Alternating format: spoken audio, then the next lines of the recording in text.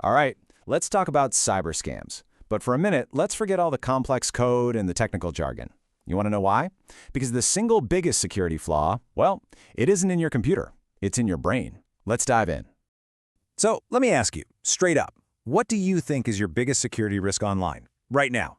Is it that password you probably reuse too often? Maybe logging into that sketchy public Wi-Fi at the coffee shop? Or, hey, what about that software update you keep snoozing? Just take a second and think about it. Okay, you got an answer? Here's the thing. It's your own brain. Today's cybercriminals are less like hackers in a dark basement and more like psychologists. They figured out a long time ago that hacking a person is way easier than hacking a machine, and that's exactly what we're going to break down. And that really gets to the heart of the problem, right? The human vulnerability. I mean, think about it. Why would a scammer spend days trying to crack your password when they can just trick you into telling them what it is? They do this by targeting these predictable, totally universal patterns in how all of us think, especially when we're under pressure. There's a name for this, and you've probably heard it. Social engineering. This isn't about code. It's a confidence game. It is literally the art of manipulating you so that you willingly hand over the keys to your own digital life. And get this, it's the most common way people get targeted online today. What's so fascinating is that these attacks aren't random at all. Scammers are basically following a script, a playbook that's been tested and perfected to exploit our psychological blind spots. But here's the good news. Once you know the playbook, you can spot the scam coming from a mile away. And their process almost always boils down to these 3 steps. First, they impersonate someone you trust, your bank, a tech company, maybe even the government. Second, they induce fear. They tell you your account's been compromised, something terrible is about to happen. And third, they isolate you. They'll say don't hang up, don't talk to anyone, all to maintain control. So, why on earth is that 3-step trick so effective?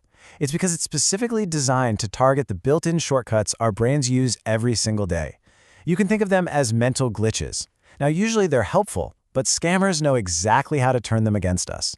These shortcuts are called cognitive biases, and it's important to realize they aren't a flaw in your brain. They're a feature. Seriously.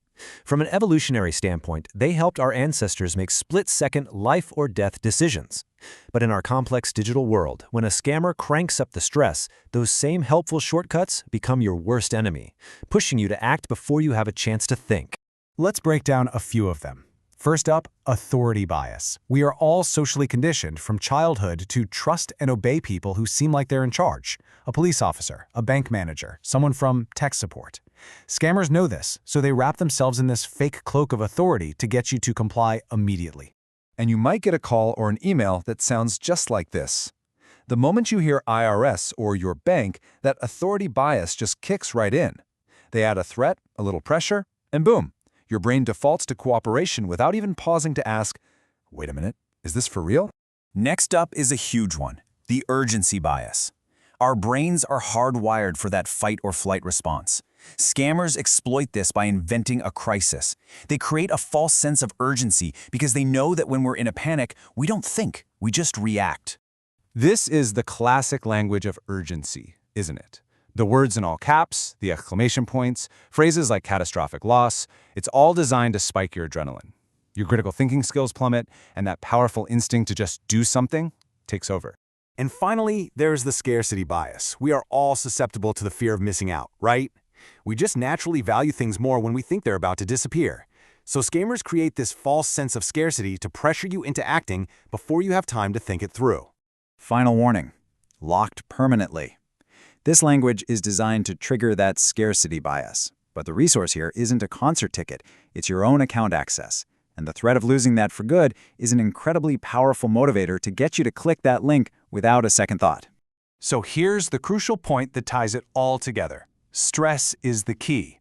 Authority, urgency, scarcity, those are just the tools a scammer uses to create stress. Their real goal is to push you into a state of panic, because they know that when you're stressed, your brain's critical thinking centers just go offline, and these automatic biased responses take the wheel. Okay, so we've seen how scammers can literally weaponize our own psychology against us. But knowledge is power. Now that we understand their playbook, let's talk about how you can build a rock-solid defense. So here it is, your 5-step defense plan. And you don't have to be a tech expert. This is all about being prepared. Number 1, verify. 2, stay calm and don't let them rush you. 3, secure your devices. 4, trust your gut instincts. And 5, stay informed. These simple habits will make all the difference. Let's focus on the most important step here: verify. If you get a suspicious message, do not click their links or use the contact info they provide. Instead, you go directly to the company's official website, or you pick up your credit card and call the number on the back. Always use a contact method that you know is legitimate. Ultimately, it all comes back to this one idea. The technology will always change, but the psychology of manipulation? That's timeless. By understanding how scammers exploit our cognitive biases, you're not just protecting your data, you are protecting your own mind from being used against you. So we've just deconstructed the scammer's entire playbook. We've seen how they use our own minds against us. But now, the tables have turned. They thrive on fear and uncertainty, but you're now armed with knowledge. So the next time you get that urgent email or that threatening call, remember what you've learned. You know their tricks, you're in control.